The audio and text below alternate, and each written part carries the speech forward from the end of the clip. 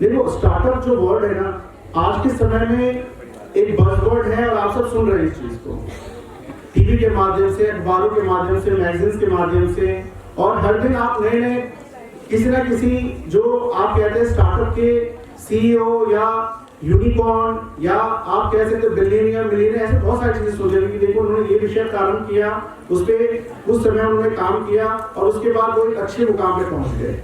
तो उसको देखने सुनने के बाद आपके अंदर भी कहीं ना कहीं ये मन में आता होगा कि क्यों ना हम भी स्टार्टअप की ओर जो है एक बार रुख करें। देखिए ट्रेडिशनल आपके पास जब स्कूलिंग आप करते हैं तो दो विषय होते हैं, इंजीनियरिंग का और मेडिकल का। कभी भी आप जो ये तीसरा ऑप्शन जो है एंटरप्रेन्योरशिप का, इसके बारे में बहुत ही विचार कर दिमाग में आता नहीं है जल्दी से, और शायद उसका हमारे सामाजिक जो परिवेश है, जो हमारा जो एनवायरनमेंट है, उसके अंदर भी शायद इतना सपोर्ट नहीं है कि हम एंटरप्रेन्योरशिप के बारे में ये ऑप्शन हम या आप सोच सकें। मेरा आपसे ये कहना है कि स्टार्टअप्स का जो बेसिक आइडिया है वो ये है कि जिस चीज की आपको आवश्यकता है आप उसके बारे में सोचिए कि उस समस्या का समाधान कैसे निकल सकता है, सोल्यूशंस कैसे निकल सकते हैं। जैसे कुछ उदाहरण दूंगा, जैसे आप देखिए ट्रांसपोर्टेशन में जब आवश्यकता थी कि आपको जो है कैब्स लेना है तो आपका ओला और उबर आ गया। जब आपको बाइक राइड करना था, है ना, चीप फेयर चाहिए था तो रैपिडो आ गया। आपको आपके घर तक सामान चाहिए था डिलीवर करने के लिए तो ब्लिंकिट और जोमेटो आ गया, है ना। तो अगर आपको स्पेक्स भी बनाना है घर पे बैठे बैठे तो लेंसकार्ट आ गया। तो ये सब विषय जो है इसी से इन्हीं समस्याओं से जो है स्टार्टअप्स आपका आइडिया जो है निकल के आया और आज बहुत पॉपुलर हो गया है। आपके नॉलेज के लिए मैं बता दूं, आज वर्तमान में भारत के पास जो है लगभग 124 यूनिकॉर्न कंपनीज है।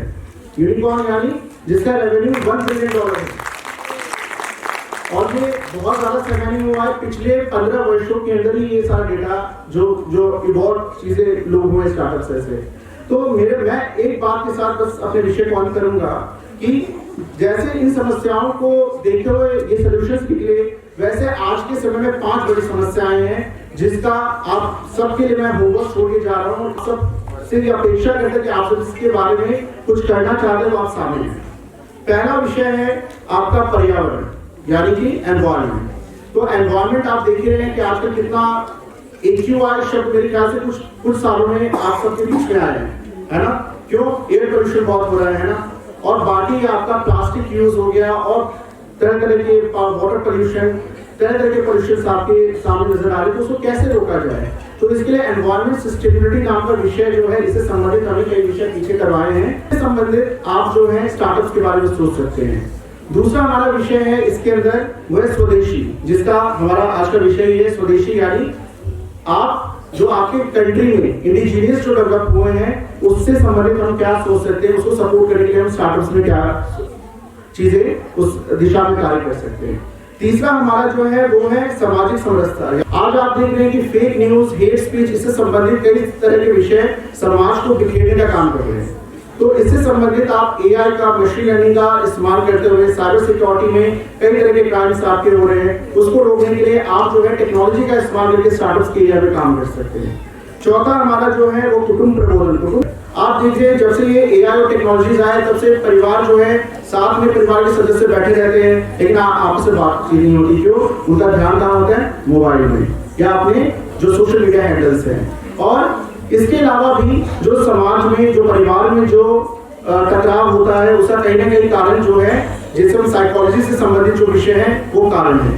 तो इसमें क्लिनिकल साइकोलॉजी सबसे बड़ा आज के डेट में जो है एक चैलेंज भी है, और इससे संबंधित आपका जो है स्टार्टअप से संबंधित इस पे आपके आइडियाज भी हो सकते हैं। और आखिरी इसके अंदर आपका जो विषय है वो है नागरिक कर्तव्य बोध, यानी जैसे हम फंडामेंटल राइट्स की तो बात करते हैं लेकिन फंडामेंटल ड्यूटीज की बात नहीं करते हैं। तो फंडामेंटल यानी सिटीजन्स को कैसे रिस्पॉन्सिबल बनाया जाए, तो इसमें सिटीजन रिस्पॉन्सिबल AI और दूसरे विषय हैं आपके, जिसको हमारे आज के वक्ता जो इस पे ज्यादा विस्तार से विषय रखेंगे। तो इन 5 विषयों के साथ जो है मैं आपको ये कार्य छोड़े जाता हूँ कि आप इस पे विचार कीजिए, और इंक्यूबेशन सेंटर और उसके सभी सदस्य आपके साथ कदम से कदम मिलाकर आपके साथ चलना चाहिए, और स्टार्टअप्स की दिशा में आपको आगे बढ़ाने में हर तरीके से प्रयास करेंगे।